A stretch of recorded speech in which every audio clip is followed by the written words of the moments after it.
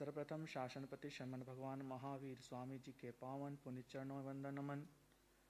महाविद्य क्षेत्र में विराजमान अरिहंत परमात्मा श्री शिमंदर स्वामी भगवान के पावन पुण्य चरणों में वंदन नमन। जिन शासन देव जिन शासन माता के चरणों में वंदन नमन। अत्र विराजित मम हृदय सम्राट संसार रूपी दलदल से निकाल करके संयम रूपी राजमहल पे बिठाने वाले ऐसे आचार्य भगवंत के पावन पुण्य चरणों में वंदन नमन। मम आराध्य परम पूज्य गुरुदेव श्री श्रीश मुनि जी महाराज साहब के पावन पुण्य चरणों में वंदन नमन। धर्म प्रेम बंधुओं माताओं बहनों, किसी ने क्या कहा है कि जैसे हरा भरा पेड़ है और उसमें घुन लग जाए, यदि उस पेड़ में घुन लग जाए तो कितने समय तक वह जीवित रह सकता है? कहते हैं कुछ ही समय तक उसकी आयुष्य रह सकती है और वो धीरे धीरे क्या होने लग जाता है, हरा भरा पेड़ सूखने लग जाता है, कमजोर होने लग जाता है और एक समय आने पर क्या हो जाता है, पूरा ही सूख जाता है। ऐसा ही है मनुष्य का जो जीवन आज के समय में जी रहे हैं, वो पेड़ पर घुन लगा है और आज के मानव के दिमाग में एक टेंशन चिंता जैसा घुन उसके दिमाग में चिपक चुका है। हर एक के जीवन के अंदर यदि देखा जाए तो कोई ना कोई चिंता अवश्य रहती है। किसी के दिमाग में छोटी तो किसी के दिमाग में बड़ी रहती है। और यदि उसके जीवन में चिंता रहती है तो वो चिंता ना जाने उसके जीवन में कितनी बीमारियों को लेकर के आती है, कितने उसके अंदर उतार चढ़ाव का माहौल बना रहता है। और जब तक उसके जीवन से वो चिंता ना निकले तो क्या बन जाता है, फिर वो चिंता डिप्रेशन में बदल जाती है। और वो डिप्रेशन उसको कहाँ तक ले जा सकता है? वैज्ञानिक भी कहते हैं कि जब यदि व्यक्ति नकारात्मकता से भरा रहता है, टेंशन डिप्रेशन से भरा रहता है, तो उसके शरीर के अंदर ऐसा रसायन निकलता है कि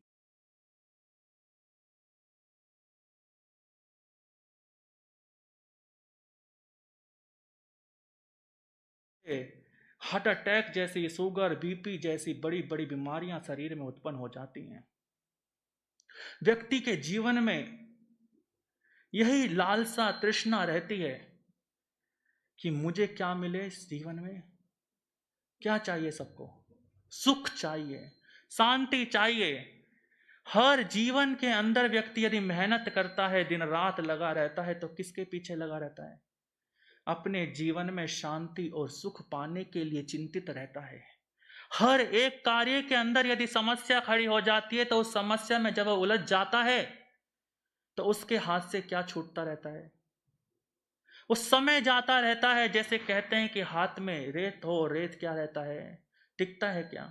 धीरे धीरे निकल जाता है। ऐसे ही समय का पहिया चल रहा है। यदि हम उसके अंदर अपने अवसर को चूक गए तो हमारे हाथ से भी क्या जा रहा है, ये समय जा रहा है। ऐसा ही ये टेंशन और चिंता से भरा हुआ तो जीवन हम जी रहे हैं, तो हम अपने भीतर बैठे उस सुख को प्राप्त नहीं कर सकते। और बाहरी सुखाभास में यदि व्यक्ति लगा हुआ है तो भीतर के अस्तित्व को प्राप्त नहीं कर सकता है। देखिए जीवन के अंदर किस तरह से टेंशन आती है, चार बात कहकर के मैं आपको बताना चाहूंगा। आत्मविश्वास की कमी यदि व्यक्ति के अंदर होती है, नकारात्मकता जब उसके जीवन में आ जाती है, भोग विलासता पदार्थों के प्रति आसक्ति जब उसकी होती है और तृष्णा और लालसा से जब जीवन में उसके रहता है, तो व्यक्ति के जीवन में टेंशन और डिप्रेशन बना रहता है। आत्मविश्वास कैसा? एक बार एक वैज्ञानिक शोध कर रहा था और वो एक स्कूल में पहुंच गया। उस स्कूल में जाकर के एक क्लास में कितने बच्चे थे? 30 बच्चे थे। उसने जाकर के कहा कि मैं आपसे एक प्रश्न पूछूंगा। वो प्रश्न बहुत ही कैसा है, गहरा है, गंभीर है और अभी तक उसका कोई जवाब नहीं दे पाया है। 30 बच्चों के दिमाग में क्या बैठ गई? नकारात्मकता बैठ गई कि हमने कभी ये प्रश्न सुना नहीं, हम इसका जवाब कैसे देंगे। कहते हैं उनके अंदर चिंता होने लगी कि इसका जवाब कैसे दिया जाएगा। और कहते हैं उस 30 में से 3 ही बच्चे उसका क्या दे पाए, जवाब दे पाए। और वही वैज्ञानिक दूसरी क्लास में जाता है। उसने उसी क्लास में 30 बच्चों को बोला कि मैं आप सबसे एक प्रश्न पूछूंगा और वो प्रश्न बहुत सरल है, बहुत सरल है, बहुत ही उत्तम उसका जवाब है। आप सब क्या दे पाएंगे? उसका जवाब बहुत सरलता से दे पाएंगे। वो 30 बच्चों के दिमाग में सकारात्मकता बैठ गई। उनके दिमाग में यह आया कि हम इसका जवाब तो एकदम से दे देंगे। और कहते हैं उस क्लास में 30 के 30 बच्चों ने क्या दिया? सही जवाब दिया। देखिए आत्मविश्वास कैसे जगता है। एक क्लास में 30 बच्चों के दिमाग में क्या डाल दिया था कि ये प्रश्न बहुत जटिल है, बहुत गंभीर है, इसका जवाब आसानी से नहीं खोज सकते। और दूसरी क्लास में 30 बच्चों के दिमाग में डाल दिया गया था कि ये जवाब प्रश्न बहुत ही सरल है, बहुत सरलता से इसका जवाब दिया जा सकता है। ऐसे ही जीवन के अंदर जब हमारे आत्मविश्वास की कमी होने लग जाती है तो हम छोटी छोटी समस्याओं में, छोटी छोटी चीजों में उलझने लग जाते हैं। अपने भीतर के आत्मविश्वास को जब व्यक्ति जगा लेता है, जब उसके भीतर ये शक्ति अपने भीतर से पैदा हो जाती है कि मेरे अंदर अनंत शक्ति का साम्राज्य विद्यमान है, मैं अनंत शक्ति वाला आत्मा हूं, तब उसके भीतर क्या पैदा होता है? आत्मविश्वास पैदा होता है कि मैं हर एक समय में क्या कर सकता हूं? अपने जीवन में आगे बढ़ सकता हूं। तो जीवन के अंदर आत्मविश्वास हमेशा भरा रहना चाहिए। नकारात्मकता जब जीवन में हावी हो जाती है तब टेंशन उत्पन्न होती है। देखिए अंजनी सती अंजना के जीवन से कि जब उसकी सास ने उस पर कलंक लगा दिया था कि मेरा बेटा तो इतने सालों से क्या नहीं आया, घर में नहीं आया और तू गर्भवती कैसे हो गई। अंजना सती को उसको क्या कर दिया? घर से बाहर निकाल दिया। उसकी दृष्टि देखिए, वो घबराई नहीं, सकारात्मकता सोच के साथ में अपने पियर गई। और पुराने जमाना था कि यदि एक बार बेटी की डोली विदा हो गई तो दोबारा से यदि वो सुखी होकर के अपने परिवार के साथ आएगी तो वेलकम है, और अगर वहां से भगा करके उसको भेजा गया तो दोबारा उसको एक्सेप्ट नहीं किया जाता था। उस समय का ऐसा रिवाज था। आज घर में कुछ छोटी बात हो जाए तो तुरंत उसको हम बोलते हैं कोई बात नहीं, टेंशन मत ले, हम हैं तेरे साथ में। इसलिए आज कोई भी रिलेशन ज्यादा समय तक टिक नहीं पाता, क्योंकि उसके पीछे हमने नेगेटिविटी डाल दी है कि घर में यदि तुझे कुछ हो जाए तो हमें बता देना। और पहले का समय ऐसा था कि अंजना सती जब अपने घर में गई तो उसके पिता ने बोल दिया कि हम तेरे को एक्सेप्ट नहीं कर सकते। वो जंगल में चली गई और जंगल में जाकर के उसने किसको जन्म दिया? हनुमान जी को जन्म दिया। उन हनुमान जी का जन्म देखे कैसा हुआ? पत्थरों की शाख के ऊपर और उस पत्थर की शिखा के ऊपर वो पेड़ पौधे, उसके बीच में उनका जन्म हुआ। चाहती तो वो उस माँ के जीवन में भी क्या आ जाती? नकारात्मकता आ जाती, लेकिन उसकी दृष्टि क्या थी? वो सती बनी। 16 सतियों में एक नाम है अंजना सती का। वो अंजना सती का जीवन सकारात्मकता से परिपूर्ण था और वो हनुमान जैसी मोक्षगामी आत्मा को वो जन्म दिया। ऐसी सम्यक्तवी आत्मा को वो माँ ही जन्म दे सकते जिसके जीवन में आत्मविश्वास भरपूर हो, जिसके जीवन में सकारात्मकता हो और जिसको पता हो कि मेरे भीतर अनंत शक्ति का साम्राज्य है। वो ऐसे जीव को जन्म देने वाली माँ, उसके जीवन से हमें सीखना चाहिए कि इतनी बड़ी परिस्थिति उसके जीवन में उत्पन्न हो गई, ऐसी अवस्था में उसे घर से निकाल दिया, फिर भी वो घबराई नहीं और अपने आत्मविश्वास की शक्ति को लेकर के सकारात्मक रूप से क्या करी? आगे बढ़ गई। जिसके जीवन में भोग विलासिता है, पदार्थों के प्रति अटैचमेंट है, आसक्ति है, और यदि उसमें कुछ ऊंच नीच आ जाती है तो हमारे जीवन में क्या आने लग जाती है? घबराहट आने लग जाती है, टेंशन होने लग जाती है, चिंता होने लग जाती है। और यदि वही हम नियति पर भरोसा करते हैं, विधि के विधान पर भरोसा करते हैं, तो जीवन में क्या आती है? स्टेबल आता है कि जो होगा सो होगा, जैसा होगा वैसा होगा, और जो है मुझे स्वीकार है। इसलिए आचार्य भगवंत कई बार फरमाते हैं कि जो स्वीकार करता है वही क्या करता है? मोक्ष में जाता है, कि स्वीकार में ही मोक्ष है। और जिसने खुद को स्वीकार लिया है वो क्या बन गए हैं? मोक्षगामी बन गए हैं।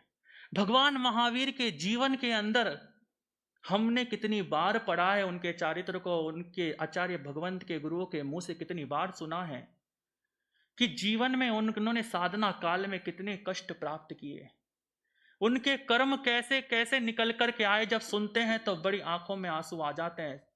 संगम देव ने एक एक रात्रि में 20 उपसर्ग दिए, ग्वाले ने कानों में कीले तक डाल दी। और यदि आज का मानव हो, भगवान महावीर का अनुयायी हो, एक छोटी सी बात भी सहन नहीं हो पाती है। देखिए हम आपके जीवन के अंदर कैसे परिवर्तन ला सकते हैं भगवान के जीवन से। भगवान ने क्या किया, उस परिस्थिति को स्वीकार किया और स्वीकार करके खुद के किए हुए कर्मों को क्या किया, क्षय किया। उन्होंने एक्सेप्ट किया कि मेरे कर्म का क्या है, उदय है, मेरे ही किए हुए कर्मों का यहाँ क्या हो रहा है, भुगतान हो रहा है। अगर भगवान चाहते तो इतने शक्तिशाली थे, तीर्थंकर की शक्ति का अनुमान कोई नहीं लगा सकता। जब बच्चे थे तो सोदरम इंद्र के दिमाग में भी आया कि 1008 कलशों का जो धारा प्रवाहित होगी वो कैसे सहन कर पाएंगे। कहते हैं एक अंगूठा मेरू पर्वत पे लगाते हैं तो मेरू पर्वत भी क्या हो जाता है, कंपायमान हो जाता है, वह एक दिन का नवजात शिशु के रूप में। इसलिए तीर्थंकर का आत्म बल कितना मजबूत होता है। लेकिन परमात्मा के भीतर एक ही भाव था कि मैं आत्मा हूं, मेरे भीतर अनंत सुख है, मेरे भीतर अनंत शक्ति है और ये मेरा ही किया हुआ कर्म है। तो यहाँ मुझे क्या होना है, इसे एक्सेप्ट करना है, स्वीकार भाव लाना है। यदि जीवन के अंदर बड़ी से बड़ी समस्या आ जाए तो उस समस्या में उलझना नहीं है, उस समस्या के समाधान को खोजना है। उस समस्या के समाधान में रह करके हर एक चीज को एक्सेप्ट करते हुए स्वीकारना है। स्वीकार में मोक्ष है और जिसने स्वीकारा है, मंथन किया है, भीतर से उसके नवनीत पैदा हुआ है। वो नवनीत उसे मोक्ष तक की यात्रा करा सकता है। तृष्णा और लालसा से भरा हुआ जिसका जीवन है, उसके जीवन में टेंशन रहती है, उसके जीवन में चिंता रहती है। क्योंकि तृष्णा क्या करती है, ईर्ष्या है। ईर्ष्या क्या है कि कोई व्यक्ति यदि आगे बढ़ रहा है तो क्या होती है, सबसे बड़ी चिंता यही होती है। और ईर्ष्या क्या बनाती है, व्यक्ति को कहां लेकर के जाती है, अधोगति का मेहमान बना देती है। और प्रेम जब प्रकट होता है तो क्या बना देता है, महावीर बना देता है। गौतम के अंदर क्या था, प्रेम था, और गौशालक के अंदर क्या थी, द्वेष भावना पैदा हो गई थी, ईर्ष्या भावना पैदा हो गई थी, कपट भाव आ गया था। इसलिए कहा है कि प्रेम जब अनंत हो गया, मेरा रोम रोम संत हो गया। प्रेम जब अनंत हो गया, मेरा रोम रोम संत हो गया। जब से लागी तेरी लगन, जब से लागी तेरी लगन, सब दुखों का अंत हो गया।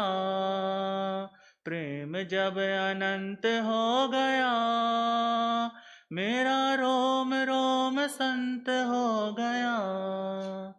इतना मधुर ये भजन, इसकी ये लाइनें कितनी सुंदर हैं कि जिसके जीवन में प्रेम प्रकटता है तो उसके जीवन से ईर्ष्या भय रोग सब खत्म हो जाते हैं, दुख दारिद्र मिट जाते हैं। कैसा प्रेम, भीतर का आत्मिक प्रेम पैदा होना चाहिए। राग और मोह से हट करके ऐसा प्रेम है ये कि जहां स्वतंत्रता आती है, जो आजादी पैदा करता है कि मैं आत्मा हूं तो वो भी क्या है, आत्मा है। समभाव आता है और जब समदृष्टि होती है तो प्रेम कैसा होता है, अनंत हो जाता है।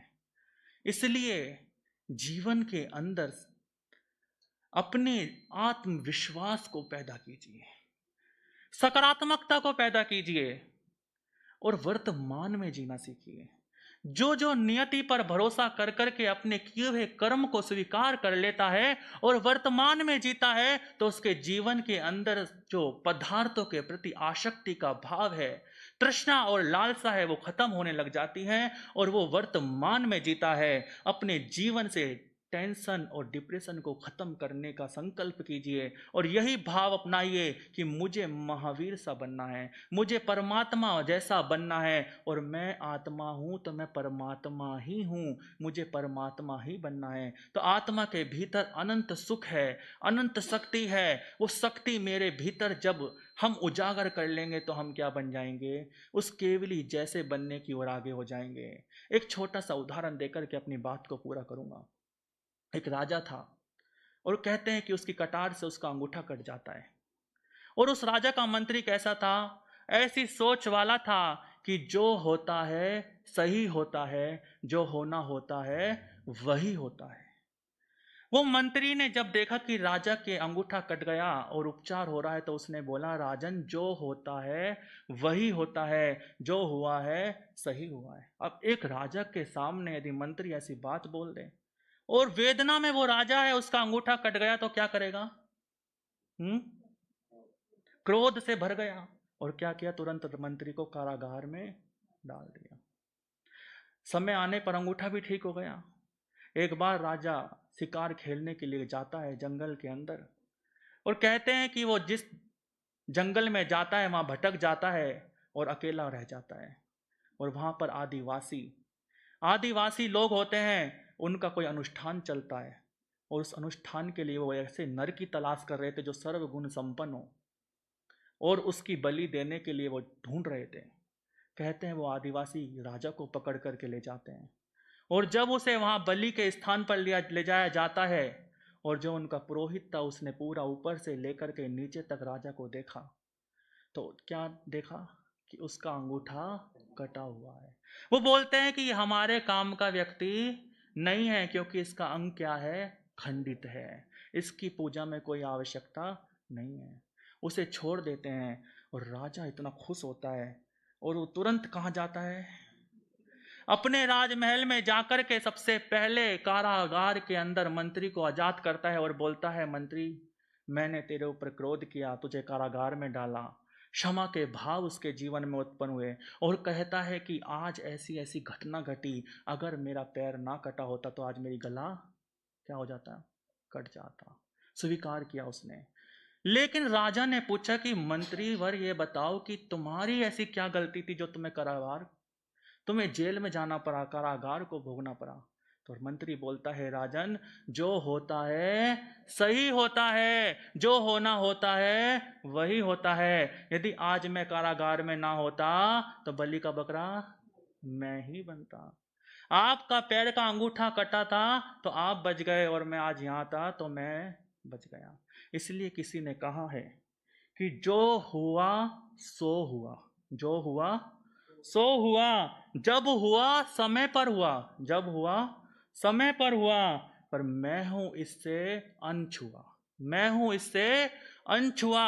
और यही वीतराग वाणी कहती है कि आत्मा ना करता है ना भोगता है। जिसने उदय कर्म को स्वीकार किया है उसके भीतर से टेंशन, डिप्रेशन, तनाव सब मुक्त हो गया है। ऐसे टेंशन तनाव को मुक्त करने के लिए आचार्य भगवंत ने कैप्सूल तैयार किया है। वो कैप्सूल है आत्म ध्यान रूपी कैप्सूल, अपने भीतर की बैठी आत्मा को जगाने का कैप्सूल, अपने भीतर बैठी अनंत शक्ति को जागृत करने का कैप्सूल। जिसने उसको खाया है वो वीतरागी बन गया है, और जो खा सकता है वो खाइए, क्योंकि कल से क्या होने वाला है? आत्म ध्यान शिविर शुरू होने वाला है। जो जो इसके अंदर डुबकी लगाना चाहता है, भीतर की शोध करना चाहता है, वो बताए हुए स्थानों पर जाए और अपने जीवन के अंदर बैठी आत्मा को जगाए, आत्मा से परमात्मा बनाने की कला यहाँ से सीख करके जाए, और भीतर शांति और सुख का साम्राज्य क्या करे? स्थापित करे, उसे खोजे, और भीतर से क्या हो जाए? परमात्मामय बन जाए। इन्हीं वाणी बातों के साथ में अपनी वाणी को